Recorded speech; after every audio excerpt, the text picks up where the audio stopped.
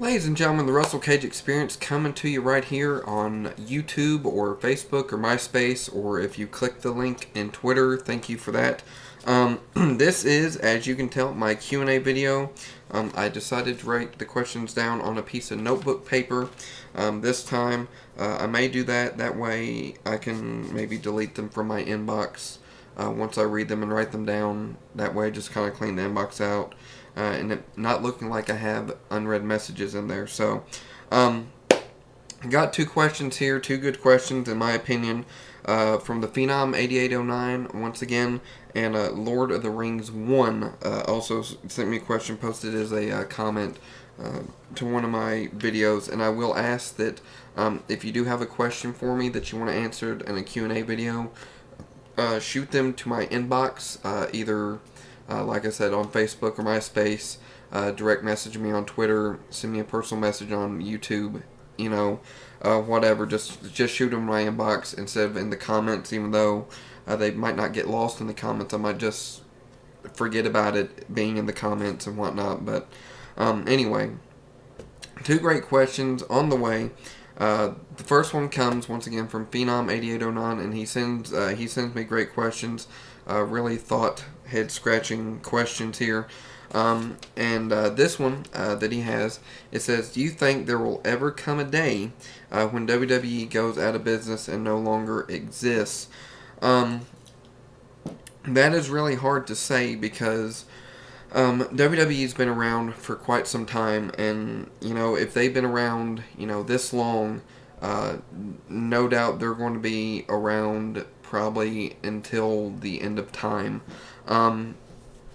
That's my opinion. They've survived. They've survived through rough spots. They've survived in bad patches. Like even right now, with Raw is as bad as it has been. They rebounded slightly Monday night with Raw with the $1 Million Man and whatnot, but really even through that rough spot, even through maybe some people that didn't like the Attitude Era, that enjoyed watching wrestling back in the early 90s, late 80s, early 90s, WWE, and then when it went into the Attitude Era, they might have stopped watching. Even during that rough patch, they still had an audience that enjoyed watching what they had. I will be the first to admit that I don't like everything that comes out of WWE programming, even recently. But I've still watched it. I've watched one of the three brands at least to see, if they could be better than one of the other brands. But as far as them going out of business, I don't see it happening. They've just been a entertainment powerhouse for so long that even the audiences change. I'll put it that way. Audiences change, and you just kind of gotta trend with the audience, I guess, which is what they're, I guess, trying to do on Raw and whatnot. But honestly, SmackDown's really the more wrestling based show. ECW somewhat, minus the last one, but the last one was to basically get over the new Superstar Initiative talent. So, WWE will probably be around until the end of the world comes, honestly. I don't think they'll ever go out of business. I think they'll have rough spots. Just like any sort of business will have rough spots. Some of them rebound from it, like WWE has done, and some of them don't, unfortunately. So, WWE, whether you like them or not, they're in it for the long haul. So, Phenom 8809, thank you for that question. It's a good question, as well as this next one from Lord of the Rings 1. His question was, and if I understood this right, I'll read the question first. Is there ever going to be a WWE pay-per-view where we have a new superstar in the main event? And by that question, I'm assuming that you mean, are we going to see basically, instead of seeing the same people in the main event like John Cena and Triple H, Batista, Randy Orton, that sort of thing, if we're going to see somebody new challenging for the title, I guess it's what I'm understanding. I think we will. Yes, that is a definite yes, because with the new talent that they're working on building up right now, your Jack Swaggers, MVPs, hopefully. Just different people like that. On SmackDown, they're working on CM Punk some more. John Morrison on SmackDown. Shelton Benjamin possibly, if they keep him from jobbing to people on ECW. I think they will give fresh. Look at Mark Henry. He beat Randy Orton. That would be a fresh face in the title picture right there. So yes, I think we will see new superstars in the main event, pay-per-view main events. How soon is that going to be? I don't know. I can't say. I'm not a booker for WWE. I don't write the storylines or anything. I just kind of give my opinion on them and my thoughts. But the ones I expect to see in the main events here in the future, it is John Morrison for one. I really expect to see him in the world title picture on SmackDown. As far as Raw goes, if they decide to keep the title on Randy Orton, you have a couple possibilities there. You have Ted Jr., who you can have feud with Randy Orton for the title.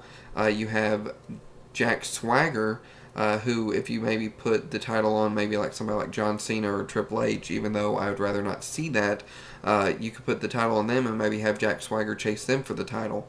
Mark Henry, who is a face now, you could have him fight Randy Orton. You can have him fight maybe if somebody else, some other heel won the title, you can have Mark Henry go after the World Heavyweight title. So there are quite a few possibilities for new superstars in the future. Maybe not so much in the near future, but in the future nonetheless. Personally, to me though, I hope it's sooner rather than later, because John Cena, Triple H, Randy Orton's a good champion, and it's good to see him fight new people instead of the same people over and over again. That's just from my big fuss with WWE altogether, but that's a completely different subject, I guess. There's just, I guess what I'm saying is put new faces, fresh faces in a feud with Randy Orton, maybe in the main event of the pay-per-views. Heck, even Miz would be a good candidate to not necessarily win the world title, but be in the world title picture to prove himself, basically.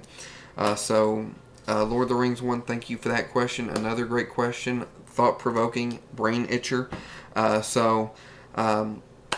With that being said, as always, if you have any questions that you want to shoot my way, like I said, send them to my inbox in whatever form or fashion that you will be getting a hold of me, whether it be Twitter or Facebook, MySpace, or here on YouTube.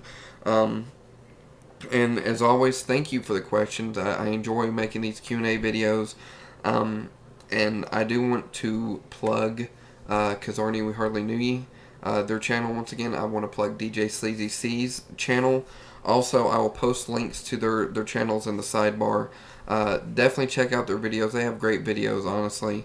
And also, new episode of Talk Wrestling is up with Jeff Meacham from NoDQ.com. Talk Wrestling number 70. He talks about Edge's injury a little bit and a WWE versus TNA Dream match. So check out that episode of Talk Wrestling. It's very entertaining to me personally. I've enjoyed watching it. So that being said, that's my video.